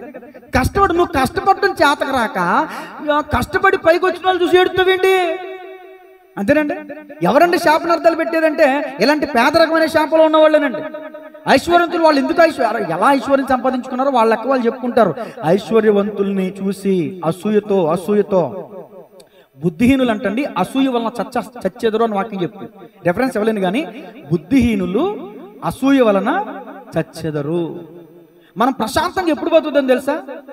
పక్క వాళ్ళకి అది ఉంది, ఇది ఉంది, నాకు లేదు అనే పరిస్థితి మనకి ఎప్పుడైతే ఉండదో అప్పుడు మనం ప్రశాంతంగా ఉంటాం. మనకున్నదాంతో తృప్తి పొందాలండి. పక్క వాళ్ళ వైపు చూడొద్దు. వాళ్ళకి అది ఉంది, ఇది లేదంటే వాళ్ళని శపిత కూర్చుంటాం. మన పడగదిలో కూర్చుని పడుకుని వాళ్ళకి అది ఉంది, మనకి ఇది లేదా. నీ పడగదిలోనైనా ఒకవేళ నీ మనసులోనైనా శపిస్తున్నావేమో, దేవుని యొక్క వాక్యం చెప్తుంది, శపించొద్దు. అధికారిని శపించొద్దు, రాజుని శపించొద్దు. నీ పడగదిలో నీ మనసునందైనా ఐశ్వర్యవంతుని శపించొద్దు. ఒక వ్యక్తి ఉన్నాడు, షిమి. ఆ వ్యక్తి రాజుని శపించాడు. మనసులో కాదు, పడగదులు కాదు, డైరెక్ట్ గా రాజు ముఖం ముందుకు వచ్చి దుమ్మెత్తి పోసేస్తున్నాడు. దుమ్మెలా తీసి నువ్వు ఎలా పోతావు అని చెప్పి దుమ్మెత్తి పోసేస్తున్నాడు. సందర్భం మీకు తెలుసు కదా, తీయండి. సమూయేలు 2వ గ్రంథం 16వ అధ్యాయం 5 నుంచి కొన్ని విషయాలు. సమూయేలు 2వ గ్రంథం, సరే రెఫరెన్స్ చెప్తాను, రాసుకోండి, చదవద్దు, నేను సందర్భం చెప్పేస్తాను, టైం అయిపోయింది కాబట్టి. సమూయేలు 2వ గ్రంథం 16వ అధ్యాయం 5 నుంచి 13 వచనాలు రాసుకోండి. ఇక్కడ షిమి అనే వ్యక్తి దావీదుని శపించినట్టు మనకు కనిపిస్తుంది. ఏమంటే ఎందుకు శపిస్తున్నాడు ఏంటి అనేది నేను చెప్పేస్తా. 16వ అధ్యాయం 5 నుంచి 13 వచనాలు. తర్వాత 19వ అధ్యాయం 18, 23 వచనాలు. 19వ అధ్యాయం 2వ సమూయేలు 19వ అధ్యాయం 18 నుంచి 23 వచనాలు. తర్వాత రాజుల మొదటి గ్రంథం, ఈ రిఫరెన్స్లన్నీ చూస్తేనే మీకు బాగా అర్థమైంది. రాజుల మొదటి గ్రంథం 2వ అధ్యాయం 8 నుంచి 9 వచనాలు. మొదటి రాజులు 2వ అధ్యాయం 8 నుంచి 9 వచనాలు. మొదటి రాజులు 2వ అధ్యాయం 36 నుంచి 46 వచనాలు. నేను ఏ రెఫరెన్స్లు అయితే చెప్పానో ఆ రెఫరెన్స్లు మీరు ఇంటికి వెళ్ళాక చదువుకోండి. రాసుకోకపోతే తర్వాత వీడియోలైనా విని చదువుకోండి, చాలా విషయాలు బోధపడతాయి. ఇప్పుడు నా వైపు చూడండి, రాసుకున్నారు కదా రెఫరెన్స్లో. షిమి అనే వ్యక్తి దావీదుని ఎందుకు శపిస్తున్నాడంటే, ఏ సందర్భంలో శపిస్తున్నాడంటే చూడండి, జాగ్రత్తగా వినండి. దావీదు అబ్షాలోముకు భయపడి ఏం చేస్తున్నాడు? అడవుల బాట పట్టాడు. దావీదుకు భయపడడం అంటే, దావీదుని అబ్షాలోముకి భయపడడం అంటే అబ్షాలోముతో యుద్ధం చేయలేక కాదు, అబ్షాలోముని ఓడించలేక కాదు, తన దగ్గర సైన్యం లేక కాదు, కొడుకు కదా. బయట నుంచి వచ్చే వాళ్ళని ఎలాంటి వాళ్ళనైనా మనం ఎదుర్కొంటాం, కానీ ఇంట్లో వాళ్ళే శత్రువులు అయితే అది వర్ణనాతీతం. అవునంటారు కదంటారండి. ఇంట్లో వాళ్ళే ఎన్నుపోటు పడితే అది వర్ణనాతీతం. అదన్నమాట ఇక్కడ మ్యాటర్. జయించలేక కాదు, గొల్యాత్నే పడగొట్టాడండి. ఇశ్రాయేలుల 100 ముందులు తెగనరికాడండి దావీదు. అబ్షాలోము ఒక లెక్క. కానీ ఆ టైంలో రాజసింహాసనం విడిచిపెట్టి, రాజ్యాధికారాన్ని విడిచిపెట్టి దావీదు అడవుల బాట పట్టాడు. అప్పుడు ఈ షిమి అనే ఒక వ్యక్తి వచ్చి అంటాడు, సౌలు అంటే బాగా విశ్వాసం అనమాట, సౌలు అంటే బాగా ఇష్టం అనమాట. ఇదిగో నీ అధికారిని అలా నీ యజమానిని అలా చేసావు, నీ యజమాని కుటుంబాన్ని అలా చేసావు, నువ్వు అలా పోతావు ఇలా పోతావని నేను ఇక్కడ మీకు రిఫరెన్స్ ఇచ్చాను కదా. అక్కడ దుమ్మెత్తి పోసేస్తాడు దావీదుని పట్టుకుని. ఆ పక్కన ఉన్న సైనికులకు రోషం వచ్చేసి, దావీదు మహారాజా, చచ్చి నీ కుక్కలంటూ నిన్ను శపించడం ఏంటి? నువ్వు అను తల తెగనరికి నీ కాళ్ళ దగ్గర పెడతావంటే, ఇది దేవుని చిత్తమైనప్పుడు మీరేం చేస్తారు, నేనేం చేస్తాను? శపించినవాడు అతని శాపను ఒకవేళ దేవుడు నాకు దీవెనగా మారుస్తాడేమో. ఇది క్రైస్తవులకు ఉండవలసిన లక్షణం. దేవుని స్తోత్రం చెప్పండి గట్టిగా. ఆనాడు అధికారం విడిచి వచ్చిన దావీదుని ఏ విధంగా షిమి శపించాడో, 2000 సంవత్సరాల క్రితం క్రీస్తు యొక్క సర్వాధికారాన్ని పరలోకులు విడిచి నరరూపధారునికి ఈ భూమి మీదకి వచ్చిన యేసయ్యను చూసిన వాళ్ళు కూడా అలాగే శపించారు, అలాగే దూషించారు, మట్టి కొట్టుకుపోయారు. నేటికి దూషిస్తున్నారు, శపిస్తున్నారు యేసుక్రీస్తు ప్రభుల వారిని, దావీదు కుమారుడైన యేసుక్రీస్తు ప్రభుల వారిని. అడవుల బాట పట్టేశాడు, వెళ్ళిపోయాడు. కొంతకాలానికి యుద్ధం జరిగింది, అబ్షాలోము చచ్చిపోయాడు. ఇప్పుడు తిరిగి వస్తున్నాడు. దావీదు సింహాసనం ఎక్కడానికి తిరిగి వస్తున్నాడు. ఈ దావీదు తిరిగి వస్తున్నప్పుడు, ఎప్పుడైతే దావీదు వెళ్ళిపోతున్నప్పుడు వచ్చి శపించాడో, ఈ షిమి వచ్చి ఇప్పుడు ఏం చేస్తాడో తెలుసా? సిగ్గు లేకుండా సాష్టాంగ పడిపోయి నమస్కారం చేస్తాడు. అయ్యా నీ సేవకుడిని నేను చేసిన అపరాధం నీవు దృష్టి ఉంచకము, నీ మనసునందరూ పెట్టకము. ఓరి మరి అప్పుడు అన్ని తిట్లు తిట్టేమేంటారు? మరి అప్పుడు అధికారం లేదేనా? అప్పుడు సింహాసనం మీద లేడేనా? అప్పుడు రాజ్యంలో లేడేనా? మరి ఇప్పుడు ఎందుకు వాగుతున్నాం? ఇప్పుడు ఎందుకు మరి సాష్టాంగ పడిపోయి అధికారి చేతిలోకి వచ్చిందనా? కొంతమందికి అండి ఇలాంటి అవకాశవాదులండి. వీళ్ళు ఎవరంటే అవకాశవాదులు, స్వార్థపరులు అండి. ఇతరులు చెప్పిస్తారండి. చదువును చూసి మన దగ్గర డబ్బు ఉందనుకోండి నీ అంత చోటు లేరంటారండి. మన దగ్గర డబ్బు లేదనుకోండి చిచి ఏదో అవతల బోరా అంటారండి. ఈ షిమి లాంటి కేటగిరీకి చెందిన వాళ్ళు చాలా మంది ఉంటారండి. అయితే ఈ షిమికి అలా సాష్టాంగ పడినందుకు రాజుగారు ఎంతైనా దయాపూర్ణుడు కాబట్టి, దయగలిగిన వాడు కాబట్టి వాగ్దానం ఇచ్చాడు, నేను చంపను పోరా అని. కానీ చేసిన దాన్ని మనసులో పెట్టుకున్నాడు. దేవుని స్తోత్రం చెప్పండి గట్టిగా. తీర్పు తీర్చి ఒక సమయం ఒకటి ఉంది. తన కుమారుడిన సొలొమోనుకు చెప్పాడు. సొలొమోను రాజ్యం విడిచి వెళ్ళిపోయినప్పుడు షిమి అనేవాడు ఏం చేశాడు నీకు తెలుసు? ఇలాంటి శాపనార్థాలు పెట్టాడు. వాడిని నీ చేతికి అప్పగిస్తున్నా, నువ్వు చేతనం చేయి, నువ్వు జ్ఞానం గలవుడు అని రాజు తన కుమారుడు సొలొమోనుకి అప్పగిస్తే, దావీదు చనిపోయిన తర్వాత సొలొమోను రాజు అయిన తర్వాత షిమిని పిలిచి ఒక వార్నింగ్ ఇస్తాడు. ఏంటో తెలుసా? వాస్తవానికి నువ్వు చేసిన పనికి నేను చంపేయాలి, కానీ నా తండ్రి నీకు వాగ్దానం ఇచ్చాడు. నేను ఒక నియమం పెడుతున్నా. నువ్వు ఏ ఊర్లో ఉంటా ఉండు, ఈ దేశంలో ఏ ఊర్లో ఉంటా ఉండు, ఆ ఊరు విడిచి నువ్వు బయటికి ఎప్పుడైతే వెళ్తావో ఆ దినమంది నువ్వు మరణశిక్ష అర్హుడివి అన్నాడు. సరే ప్రభువా, సరే చిత్తమని వెళ్ళాడు. ఒక ఊర్లో నివాసం చేస్తున్నాడు. ఉండి ఉండి ఉండి ఉండి అతని దగ్గర పని వాళ్ళు దొంగతనం చేసి సంథింగ్ ఏదో తప్పు చేసి పారిపోతారు. పలానా ప్రాంతంలో ఉన్నారని తెలుసుకుంటాడు ఈ షిమి. గాడిద మీదో సంథింగ్ దేని మీదో వాహనాన్ని చేసుకుని దాని మీద పొరుగు ప్రాంతానికి వెళ్ళి వచ్చాడని వార్త సొలొమోను గారికి కనబడుతుంది. అప్పుడు అతని షిమిని పిలిచి అతను చేసిన తప్పు కారణంగానే తన వేలుతో తనకెళ్ళే పొడుచుకున్నట్లుగా తను చేసిన తప్పును బట్టి అతనికి మరణశిక్ష విధించాడు సొలొమోను మహారాజు. మనసునే శపించొద్దు, అధికారిని శపించొద్దు అని వాక్యం చెప్తుంటే దావీదు మహారాజుని శపించాడు షిమి. తల తెగనరకి వేయబడ్డాడు. తర్వాత అర్థమవుతుందండి. ఇక్కడ ఒకవేళ భూమి మీద బ్రతుకున్నప్పుడు మనకి ప్రతిఫలం రాలేదనుకోవచ్చు. ఇదిగో వస్తాడు. ఎవరో యేసుక్రీస్తు ప్రభువులు రెండవ రాకడలో వస్తారు. ఆయన వచ్చిన తర్వాత అందరూ న్యాయపీఠం మీద నిలబెట్టి ఒక్కొక్కరికి ఎవరు చేసిన క్రియలకు వారికి ప్రతిఫలం దేవుడు సొలొమోను ఎలా ప్రతిఫలం అయితే ఇచ్చాడో యేసు ప్రభువుల వరకు కూడా అలాగే ప్రతిఫలం ఇస్తారు. జాగ్రత్త. కాబట్టి శపించొద్దు. శపించే తత్వం నీకుంటే ఎవరు శపిస్తారో చూడండి. కీర్తన 109:17. శపించడం అంటే ఇష్టం అంటండి. 109 ముగింపులోకి వచ్చేసాను. 109:17. 109వ కీర్తన 17వ వచనం. శపించువానికి ప్రీతి గనుక అది వాని మీదకి వచ్చి ఉన్నది. దీవెని యందు వానికి ఇష్టం లేదు గనుక అది వానికి దూరమైన. ఈ మాట నాతో అందరూ చెప్పండి. శపించుట వానికి ప్రీతి గనుక అది అంటే ఏంటిది? ఇలా చెప్తాం. శపించుట వారికి ప్రీతి గనుక శాపం వారి మీదికి వచ్చి ఉన్నది. దీవెన యందు వానికి ఇష్టం లేదు గనుక అది వానికి దూరమాయను. నేను చెప్పిన ఈ గంట ప్రసంగం పక్కనిట్టండి. ఈ ఒక్క మాట గట్టిగా పట్టేసుకోండి. ఈ ఒక్క మాట గట్టిగా పట్టుకోండి. ఈ రోజు నుంచి మీరు శపించడానికి ఇష్టపడతారా, దీవించడానికి ఇష్టపడతారా? ఎవరిని? మీ ఎదుటివారిని, మీకు కీడు చేసేవారిని, మీకు హాని చేసేవారిని, మిమ్మల్ని ద్వేషించేవారిని, మీకు శత్రువులుగా ఉన్నవారు ఎవరైతే ఉన్నారో వాళ్ళని మీరు దీవించడం ప్రారంభించండి. దీవెనే మీ మీదకి వస్తుంది. లేదు నేను శపిస్తాను, శపించడమే నాకు ఇష్టం, నేను పుట్టిరుగుంది మొదలుకొని నేను ఎవరిని దీవించలేదు, శపించాను. కొంతమందికి అదేంటో అలా కలిసి వస్తుందండి. కానీ ఒక కాలం ఉంది. అందుకనే ಒಂದು వాక్యం చెప్పి నీతిమంతుని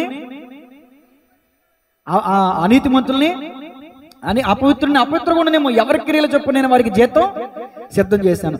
శపించడం వానికి ప్రీతి అంటే ఇష్టం. నీకు శపించడం అంటే ఇష్టం కాబట్టి శాపాన్ని కోసుకున్నావు. నువ్వు శపించడం అనే దాన్ని నువ్వు విత్తనాన్ని విత్తుతున్నావు కాబట్టి శాపాన్ని కోసుకున్నావు. ఇంకా నేను చెప్పాల్సింది ఏమి లేదండి, ఎడమర్సింది ఇక్కడ. నేను అడుగుతున్న ప్రశ్న, ఇక నుంచి మీరు శాపం అనే విత్తనాన్ని విత్తుతారా, దీవెన అనే విత్తనాన్ని విత్తుతారా? కొంచెం గట్టిగా చెప్పండి అమ్మా. దీవెన అనే విత్తనాన్ని విత్తితే దీవెన అనే ఫలాన్ని కోస్తారు. ఆమేన్. మరొక వ్యక్తి గురించి చెప్పి ముగించేస్తాను. రిఫరెన్స్లు చెప్తాను, రాసుకోండి. సంఖ్యాకాండం 22వ అధ్యాయం 6వ వచనం, 12వ వచనం, 17వ వచనం. సంఖ్యాకాండం 22, 6, 12, 17. సంఖ్యాకాండం 23, 11. ద్వితీయోపదేశకాండం కొంచెం స్పీడ్గానే చెప్తున్నాను ఎందుకంటే టైం అయిపోయింది కాబట్టి. ద్వితీయోపదేశకాండం 23, 5. ద్వితీయోపదేశకాండం 23:5, సంఖ్యాకాండం 31:8. సంఖ్యాకాండం ఇంతకుముందు ఎప్పుడైనా చెప్పనమ్మా?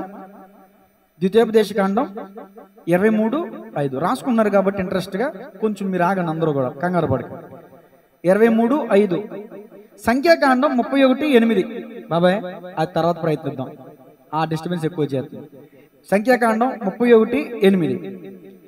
నేను ఎందుకు చదివించట్లేదంటే టైం అయిపోయిందండి, అర్థమవుతుందా? అందుకని చెప్పేస్తున్నా. ఇక్కడ నేను మీకు ఇచ్చిన రిఫరెన్స్ లో ఏముంటదంటే, ఇజ్రాయేలీలు ఐగుప్తుని విడిచి పాలు తేనెలు ప్రవహించే దేశానికి వెళ్తున్నారు, ప్రయాణంలో ఉన్నారు. అప్పుడు బాలాకు అనే రాజు వాళ్ళని చూసి భయపడ్డాడు. అమ్మో, వీళ్ళు కానీ నా దేశం మీదకి వెళ్తే మొత్తం సర్వనాశనం అయిపోద్ది. అందుకని పలానా చోట బిలాం అనే ప్రవక్త ఉన్నాడు కదా, అతడు ఎవరిని దీవిస్తాడో అతనికి దీవెన, ఎవరిని శపిస్తాడో వారికి శాపం కదా, ఆ దైవజనుడిని పిలవండి బిలాముని పిలిపిస్తే ఆ బిలాం అన్నాడు, దేవుడు చెప్పిందే చేస్తాను అన్నాడు. లోపలికి వెళ్ళాడు, ప్రార్థన చేశాడు, దేవుడు వెళ్ళొద్దు అన్నాడు. దేవుడు ఒకసారి అవునంటే అవును, కాదంటే బయటకు వచ్చాడు. వెళ్ళొద్దు అన్నాడయ్యా, వెళ్ళిపోండి, బంగారం వద్దు, ఇదో ఇది బంగారం అనుకో, ఇది బంగారం అనుకోండి, వచ్చిన వాళ్ళు మీరే అనుకోండి. ఎలా మాట్లాడుతున్నాడో చూడండి ఒకసారి. వద్దులేగానండి, దేవుడు వద్దని చెప్పి వెళ్ళండి. చూపెట్టుంది, మాట ఎటుంది, అదండి దేవుడండి. అర్థమైపోయింది, వచ్చిన సైనికులకి మ్యాటర్ అర్థమైపోయింది. మ్యాటర్ అర్థమైపోతే రెట్టింపు బహుమానం ఇచ్చి పంపించాడు ఇప్పుడు రాజుగారు. అర్థమవుతుందా? రెట్టింపు బహుమానం వచ్చి ఇక్కడ పడింది. ఇప్పుడు దేవుడు వైపు చూస్తున్నాడా, ధనం వైపు చూస్తున్నాడా? ధనం వైపు చూస్తున్నాడు. దేవుడు అన్నాడు, సరే వెళ్ళు. ఎందుకు వెళ్ళమన్నాడు చాలా మందికి అర్థం కాదు. బిలాముకి బుద్ధి చెప్పడానికి, గాడిద ద్వారా బుద్ధి చెప్పడానికి దేవుడు వెళ్ళమన్నాడు. అర్థమవుతుందండి? దేవుడు వెళ్ళమన్నాడు, కానీ ఒకటి చెప్పమన్నాడు, దీవెనే తప్ప నీ నోటంట శాపం పలకొద్దు అన్నాడు. ఈ సంఖ్యాకాండం మీరు చదివితే బిలాము నోరెత్తి దీవించినట్టే కనిపిస్తుంది. కానీ మీకు ద్వితీయోపదేశకాండం 23:5 చూస్తే ఇజ్రాయేలు నీ నిమిత్తము బిలాము యొక్క శాపాన్ని ఆశీర్వాదంగా మార్చేసాడు అని ఉంటుంది. ద్వితీయోపదేశకాండంలో ఉంటుంది ఆ మాట. అది మనకి పర్టికులర్గా అర్థమైంది. వాస్తవానికి రాజుగారు ఇచ్చిన బంగారాన్ని మనసులో పెట్టుకుని ఇజ్రాయేలును శపించడానికి నోరెత్తాడంటండి బిలాము. కానీ ఆ శాపం వచ్చిన ఏం చేసాడంట, దేవుడు ఆశీర్వాదంగా మార్చేసాడంట. ఇప్పుడు మీరే ఇజ్రాయేల్. ఇజ్రాయేల్ అంటే ప్రతిష్ఠింపబడిన వాడు, ఇజ్రాయేల్ అంటే మార్పు చెందిన వాడు, ఇజ్రాయేల్ అంటే ఆశీర్వదింపబడిన వాడు. ఇప్పుడు మీరందరూ ఎవరు? యేసే రక్తంలో కడగబడిన వారు, ప్రతిష్ఠింపబడినటువంటి వారు, క్రీస్తు రక్తంలో కడగబడి పరిశుద్ధపరచబడిన జీవితాన్ని జీవిస్తున్న మీరే ఇజ్రాయేల్.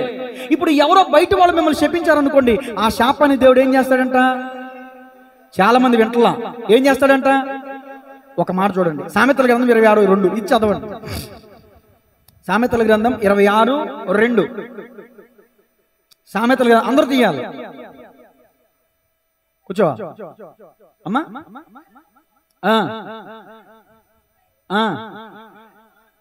అది వద్దు, తర్వాత మాట చదవండి. హేతువులు లేని శాపము. ఈ మాట అందరూ కలిసి నేను చెప్పండి, ప్లీజ్ ప్లీజ్ దయచేసి చెప్పండి. హేతువులు లేని శాపము తగలకపోవును అంటే దాని అర్థం ఏంటి? నిష్కారణంగా ఎవరు మనం చెప్పిస్తే కారణం ఉంటే జాగ్రత్త వహించండి. మరి నిష్కారణంగా ఎదుటి వారిని మనం కళ్ళమట నీళ్లు పెట్టించామా, ఆ కన్నీరు ఊరుకునే పోదు, ఆ కన్నీరు ఉసురు మనకు తగిలిద్ది. అర్థమవుతుందా? ఎవరిని నిష్కారణంగా మనం ఒక మాటని కళ్ళమట నీళ్లు పెట్టించామా, ఆడపిల్లలను అసలు కన్నాలను నిండి పెట్టకూడదు. అంటే మగపిల్లలను పెట్టనకూర్చని కాదు, కానీ అర్థం, నా ఉద్దేశం ఏంటంటే, నా స్వభావం ఏంటంటే, ఆడపిల్లలు ఏడిస్తే అది మంచిది కాదు. ఆడపిల్లలు ఎప్పుడు నవ్వుతూ ఉండాలి, సంతోషంగా ఉండాలి. దేవుని స్తోత్రం చెప్పండి గట్టిగా. హేతువు లేని ఇజ్రాయేలులో ఏ దోషము నేను కనుగొనలేదు అని దేవుడే సాక్ష్యం ఇస్తే, అలాంటి ఇజ్రాయేలుని పట్టుకుని దూషించడానికి, శపించడానికి నోరెత్తావు దైవజనుడా. దైవజనుల నోటి మాట ఎప్పుడు దీవెన పలకాలి తప్ప ఆ శాపం పలకూడదు. చిట్ట చివరికి ఎవరినైతే శపించాలనుకున్నాడో ఆ శాపం అతని మీద పడి సంఖ్యాకాండం 31:8 చూస్తే ఖడ్గము చేత చంపబడ్డాడు బిలాము ప్రవక్త.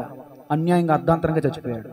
ఒకరిని మనం శపించాలంటే ఆ శాపమే మనకు వస్తుంది, ఒకరిని మనం దీవిస్తే దీవెనే మనకి తిరిగి వస్తుంది. సరే, ఆఖరి 5 నిమిషాలు మూడో మాట చెప్పి ముగిస్తాను. ఈ పార్ట్ 3లో మూడో మాట చెప్పి ముగిస్తాను. 1 షిమీ గురించి చెప్పాను, 2 బిలాము గురించి చెప్పాను, 3 ఎవరి గురించి అంటే తల్లిదండ్రుల గురించి చెప్తాను. తల్లిదండ్రులు పిల్లల్ని ఏం చేయకూడదంటే శపించకూడదు.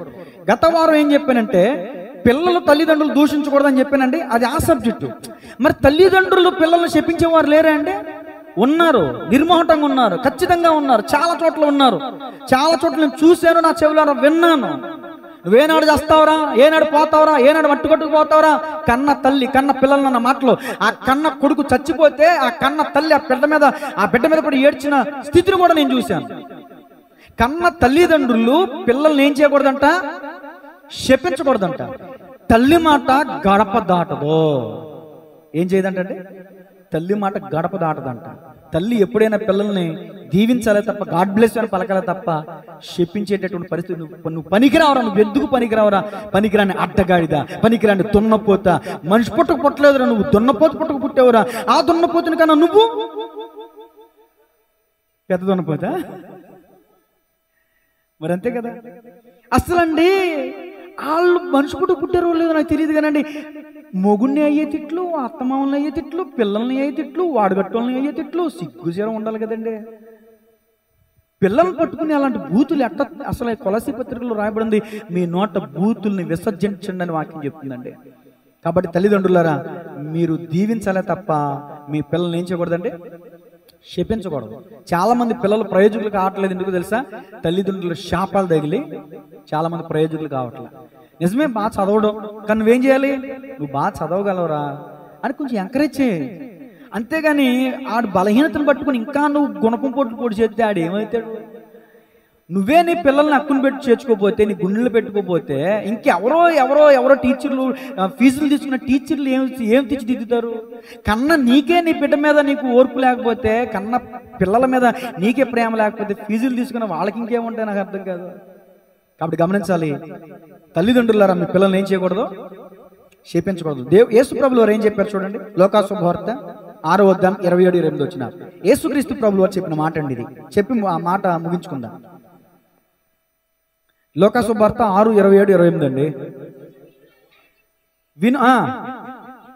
వినుచున్న మీతో నేను చెప్పున్నదేమనగా, శత్రువుల ప్రేమ, ఇది అసాధ్యం, ఇది కల్లో కూడా జరగదు మనకి. ఏంటమ్మా, శత్రువులు ప్రేమించవా నువ్వు?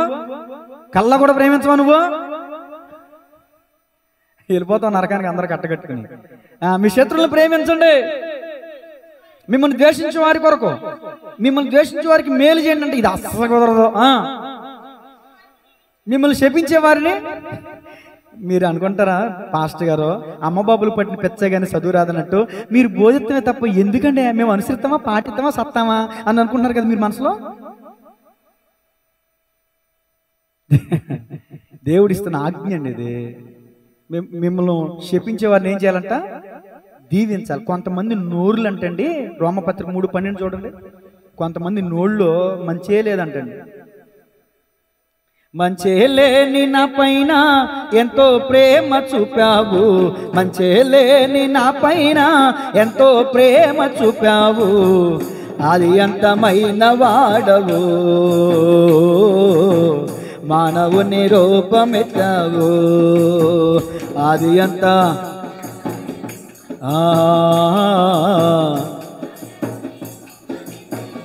12వ వచనం, అందరూ త్రోవ తప్పి ఏకముగా పనికి మాలిన వారైరి, మేలు చేవాడు లేడు, ఒక్కడైనను లేడు, వారి గొంతుకు తెరిచిన సమాధి, తమ నాలుకలతో మోసం చేదురు, వారి పెదవుల క్రింద సర్పవిషం ఉన్నది, వారి నోట నిండా శపించుటయు. అమ్మో, నోరెత్తితే పగ ప్రతీకారం శాపం. జాగ్రత్త ప్రియ సహోదరుడా, దేవుడు మనల్ని క్షమించాడు కాబట్టి మనం కూడా ఇతరులు ఏం చేద్దాం? క్షమిద్దాం. ఇంకా చెప్పాలంటే చాలా విషయాలు ఉన్నాయి, కానీ నేను ముగిస్తున్నాను. దయచేసి తలలు వంచని ప్రార్థన చేసుకుందాం. చాలా మంది నోర్లు శాపంతో నింపబడ్డాయి, పగతో నింపబడ్డాయి, కక్షలతో నింపబడ్డాయి. దేవుని వాక్యం చెప్తుంది, నీ పొరుగువారిని శపించొద్దు, నీ అధికారిని శపించొద్దు, ఐశ్వర్యవంతుని ఇదిగో నీ పడగదిలోనైనా శపించొద్దు, నీ మనసునైనా కూడా శపించొద్దు. రాజుని శపిస్తున్నారా, దూషిస్తున్నారా? తలలు వంచని అందరూ కూడా మోకరించగలిగిన వారు మోకరించండి. మన మందిరంలో లేని అలవాటు ఏంటంటే దర్జాగా కూర్చుని ప్రార్థన చేస్తాం. కొన్ని మందిరాల్లో ప్రార్థన అనగానే కుర్చీలు పక్కకు దోసేసి నెట్టనిలు మోకాళ్ళకు వచ్చేస్తారు. అది ప్రార్థన అనుభవం అంటే. అది ప్రార్థన. మోకాళ్ళ నొప్పులు ఎందుకు వస్తుంది తెలుసా మనకి? మోకాళ్ళ ప్రార్థన లేకే. మోకరించండి అందరూ కూడా. స్తోత్రం, స్తోత్రం, స్తోత్రం. అందరూ కొద్ది నిమిషాలు ప్రార్థించండి, 2 నిమిషాలు.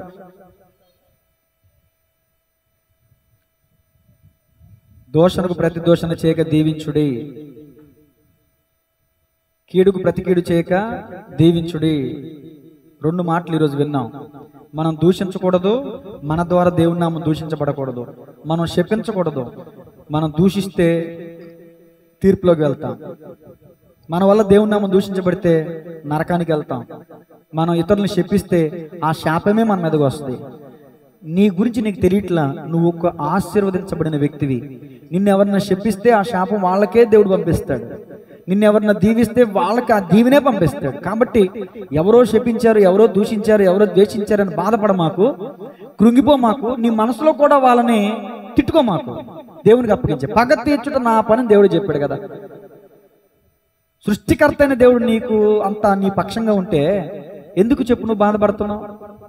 నీ కన్నీళ్లకు కారణమైన వ్యక్తుల్ని దేవుడు ఊరకనే విడిచిపెట్టడం. ప్రార్థన చేద్దాం, ప్రార్థన చేద్దాం. అడిగింది ఇవ్వలేదని, చెప్పింది చేయలేదని దూషించేవాళ్ళు, శపించేవారు లేకపోలేదు. 9 సార్లు సాయం చేసి ఒక్కసారి సాయం చేయకపోతే చెడ్డలమైపోతాం, మనం దెయ్యాల్లా కనబడతాం. సాయం చేయలేని పరిస్థితి అని అర్థం చేసుకోరు. చెప్పిస్తా పోని, అర్థం చేసుకోలేదు కదా, పోని వదిలే. ఎంతవరకు మనం మన కడుపులు మార్చుకుని మనకున్నది ఇతరులకు పెట్టేసి ఎంతకాలం మంచి అనిపించుకుంటాం? ఊడిపోయి మాకు ఎప్పుడైనా ఊడిపోద్ది. పోని తిట్టుకొని, నేను నిజము మాట్లాడినందున అనేక మంది నాకు శత్రువులు అయ్యారంటాడు దావీదు మహారాజు. నిజమే, చాలా మందికి శత్రువులు ఎందుకు అయ్యారంటే నీ తప్పు వల్ల కాదు, నువ్వు మేలు చేసి అనేక మందికి శత్రువు అయిపోయావు. కానీ వాక్యం చెప్తుంది, మేలు చేసి శ్రమపడుట హితం, నీకు మంచిది, నీకు దీవెనది. కీడు చేసి శ్రమపడుట కంటే మేలు చేసి శ్రమపడుట మేలు. ఈరోజు నిష్కారణంగా ఎవరైనా దూషిస్తున్నారా, ద్వేషిస్తున్నారా, శపిస్తున్నారా? దేవుని చేతికి అప్పగించే. నువ్వు బండి మీద బయటికి వెళ్తున్నావు, మళ్ళీ తిరిగి ఇంటికి రావు, యాక్సిడెంట్ ఏదో గుద్ది చచ్చిపోతావు అని అంటున్నారని పక్కింటి వాళ్ళు బాధపడ మాకు. అలాంటి వాళ్ళు ఉన్నారండి, అలా అనేవాళ్ళు ఉన్నారు, అలా బాధపడే వాళ్ళు ఉన్నారు, ఏడ్చే వాళ్ళు ఉన్నారు. పాపం వాళ్ళ నోట్లో కీడు, వాళ్ళ నోట్లో పగ, వాళ్ళ నోట్లో శాపం ఉంది. నోరు తిరిగితే అయ్యే వస్తాయి. కానీ మనం దేవుని పిల్లలం కాబట్టి మనం అలా మాట్లాడకూడదు. వాళ్ళు చెప్పించారని వాళ్ళ మాట అన్నారు, మనం మాటకు మాట అనకూడదు. ఇక మనం దేవుని బిడ్డలుగా మనం నిరూపించుకోవాల్సింది అక్కడ అప్పుడే కదా. నిజంగా మనం నిజమైన క్రైస్తవులమైతే ఈ రోజు నుంచి ఈ 2 మాటలు అనుసరిద్దాం. దోషం ప్రతి దోషం చేయొద్దు, శాపానికి ప్రతి శాపం పెట్టొద్దు.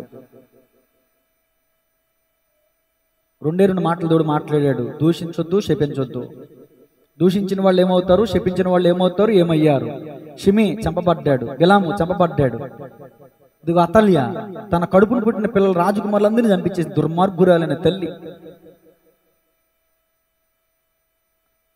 లోకంలో ఉన్నతమైన ప్రేమ ఏదైనా ఉందంటే అది తల్లి ప్రేమే.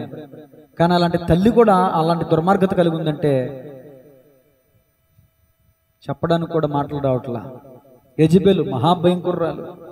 అలాంటి వాళ్ళు ఉంటారండి సమాజంలో. యెజబెల్ అంటే వాళ్ళు ఉంటారు, అతల్య వంటి వారు ఉంటారు.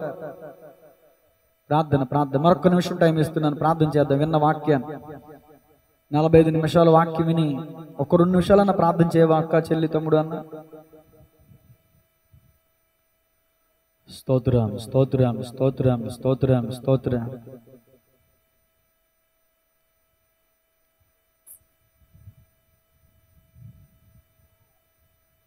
ప్రార్థించండి.